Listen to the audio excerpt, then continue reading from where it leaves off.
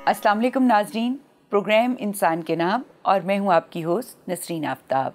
Studio में हमारे साथ तशरीफ़ रखते हैं रफ़ी मुफ्ती साहब। जी सर, वज़ीर आज़म पाकिस्तान पर जो इल्ज़ामात हैं और सुप्रीम कोर्ट की तरफ से इसके मुतालिक जो फ़ैसला 20 अप्रैल को आया है, इस तनाज़ुर में हुक्मरान और अवाम के मुतालिक जो हकूक़ और फ़राइज़ हैं उस पर हम थोड़ी सी गुफ्तगू कर लें। सबसे पहले मैं ये जानना चाहूँगी कि हुक्मरान के अंदर क्या औसाफ होना चाहिए जिससे वो रियासत को बेहतर तरीके से लेके चले, और इसके साथ साथ अवाम में क्या औसाफ होने चाहिए जिसकी बिना पर हम कहें कि रियासत बड़ी अच्छे तरीके से चल सकेगी। ये मौजू जो है ये पॉलिटिकल साइंस से मुतल्लिक है। आप पॉलिटिकल साइंस की प्रोफेसर हैं, मैं समझता हूँ कि ज़्यादा बेहतर होगा कि इन दोनों सवालों को अगर आप हैंडल करें और हम आपका जवाब सुनते हैं। जी सर, मैं तो पॉलिटिकल साइंस के हवाले से इसको बयान कर दूंगी, लेकिन मैं चाहूँगी कि दीनी हवाले से आप ज़रूर इसके बारे में हमारी जगह ज़रूरत होगी।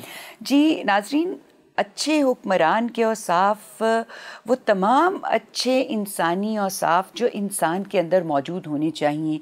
लाइक उसको ईमानदार होना चाहिए, उसको अपनी वादे का पाबंद होना चाहिए, उसके अंदर अच्छा इखलाक होना चाहिए, वो दानिशमंद हो, काबिल एतमाद हो। ये सारी खूबियाँ जो इंसान के अंदर होती हैं ये एक हुक्मरान के अंदर भी मौजूद होनी चाहिए, बल्कि आम इंसानों से ज़्यादा मौजूद होनी चाहिए। लेकिन हुक्मरान होने की हैसियत से उसमें इन औसाफ से बढ़कर भी कुछ चीज़ें होनी चाहिए।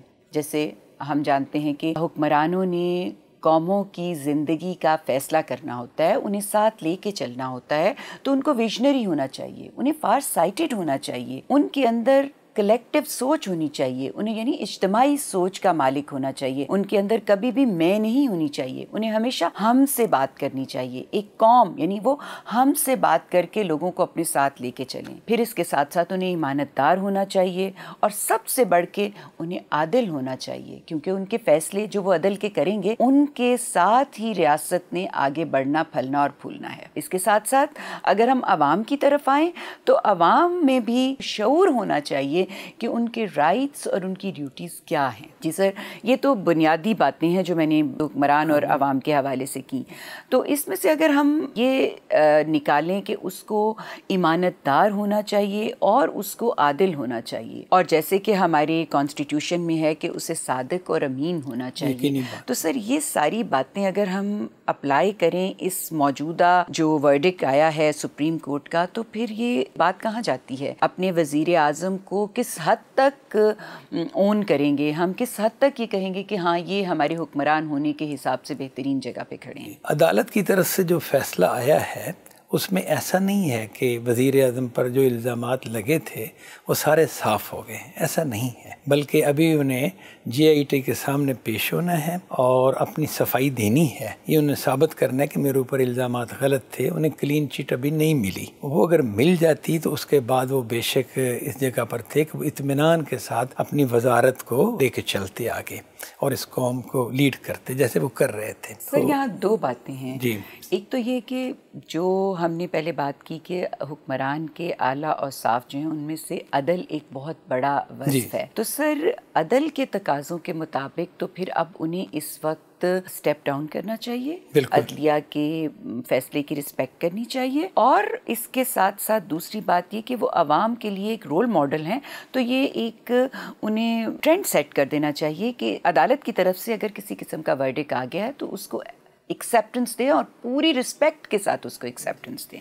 इसकी शक्लें तो बेशक जो आपने फरमाया मुख्तलिफ हो सकती हैं, लेकिन जो मामला है ना वो ऐसा नहीं है कि अदालत ने कह दिया हो कि आप लाजमन नाअहल हैं, और अदालत का ये फ़ैसला भी नहीं आया कि आप पर कोई इल्ज़ाम ही नहीं है, बल्कि दरमियान की बात है। अदालत ने कहा है कि अभी आपको GIT के सामने पेश होना है, पेश होने के बाद ये साबित करना है कि इल्ज़ामात गलत थे। इस सूरत हाल में इतनी बात तो दुरुस्त है कि उनको वज़ीर आज़म की जो हैसियत है वो मशकूक ज़रूर हो गई है। तो मशकूक होने की सूरत में एक आदमी, जैसे आपने हुक्मरान के औसाफ बयान किए, इस नौयत का आदमी जो होगा उसे चाहिए कि वो ख़ुद पीछे हट जाए। उसका ज़मीर उसे कहेगा कि भाई तुम्हारे ऊपर इल्ज़ाम है तो पहले इल्ज़ामात की सफाई होनी चाहिए, उसके बाद तुम इस कौम को लीड कर सकते हो। लेकिन हमारे जो फ़िज़ा है उसमें तो इन चीज़ों की परवाह नहीं की जाती। जो औसाफ अपने हुक्मरानों के बयान किए हैं वो इस हमारी कौम में लगता है जैसे बड़ी आइडियल बातें हैं,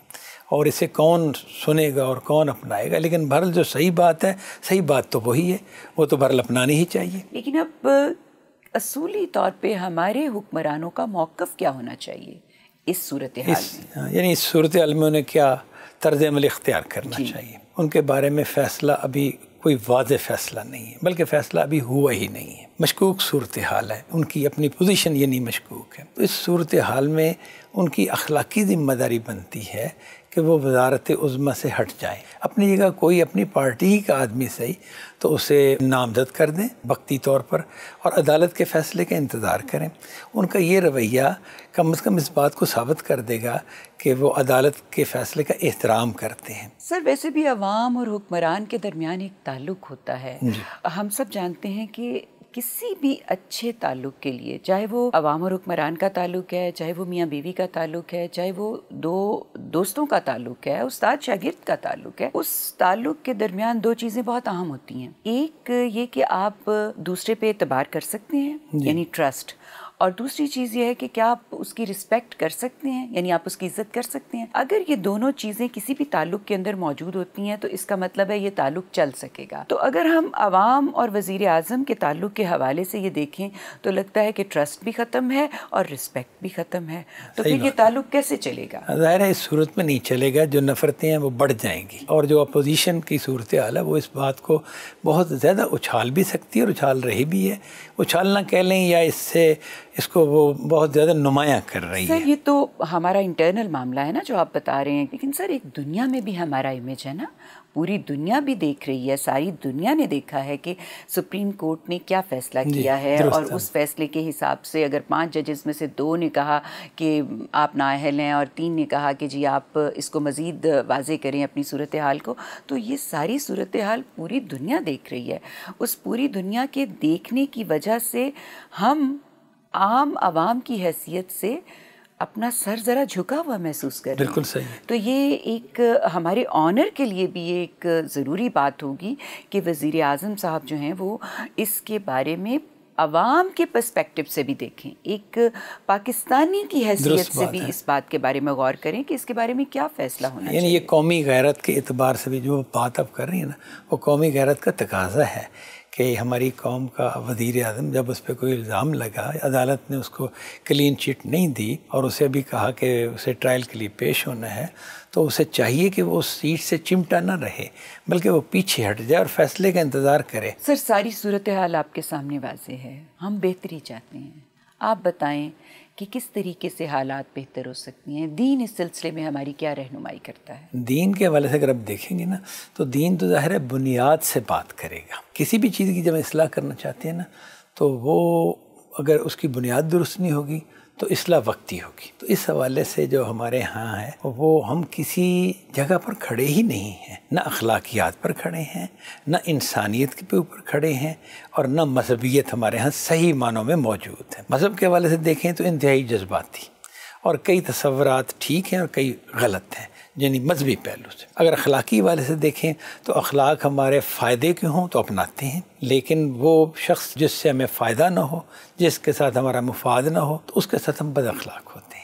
یہ ہمارا عام رویہ ہے۔ اور اگر انسانیت دیکھیں تو اس کا بھی یہی معاملہ ہے کہ انسانیت میں اگر کوئی فائدہ ہوگا تو کریں گے، ادروائز نہیں کریں گے۔ تو جب یہ صورتحال ہے تو اس کا مطلب ہے کہ ہمیں تو ابھی انسانیت سیکھنی ہے، اخلاقیات سیکھنی ہے، مذہب میں اپنے عقیدے کو درست کرنا ہے، بنیادی تعلیمات سیکھنی ہیں۔ کوئی بھی شخص اگر اصلاح کا کام کرتا ہے تو وہ ان بنیادوں پر کرے گا۔ وہ کہے گا کہ انسان بنو، اچھے اخلاق پیدا کرو اور خدا کے ساتھ اپنا تعلق استوار کرو۔ یہ وہ کوشش ہے کہ جو فائدہ مند اگر ہو تو ہو سکتی ہے۔ اس کے علاوہ کوئی کوشش ایسی نہیں کہ جو فائدہ مند ہو سکے، وقتی کام چلے گا۔ اگر آپ حکمرانوں پہ تنقیدیں کرتے ہیں تو اس کا نتیجہ یہ نہیں نکلے گا کہ وہ اپنی اصلاح کر لیں گے، بلکہ اس کا نتیجہ یہ نکلے گا کہ وہ تنقید سننے کے عادی ہو جائیں گے، اور وہ اتنے اس معاملے میں ان کی بے حیائی بڑھے گی، اور وہ مزید جیسے کہتے ہیں نا کہ جو مرضی گالیاں نکال لو، تنقید کر لو، کچھ کر لو، ہم تو ایسے ہی ہیں، ایسے ہی رہنا ہے۔ اگر آپ ان کو قید بھی کریں، زنجیروں میں بھی جکڑیں،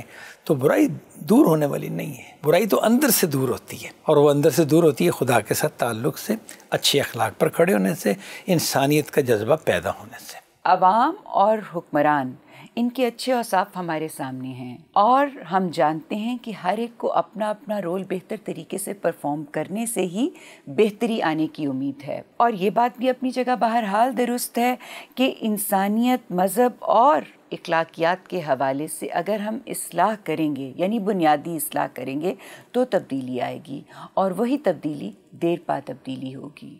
اس پیغام کے ساتھ اجازت چاہتے ہیں۔ اللہ نگہبان۔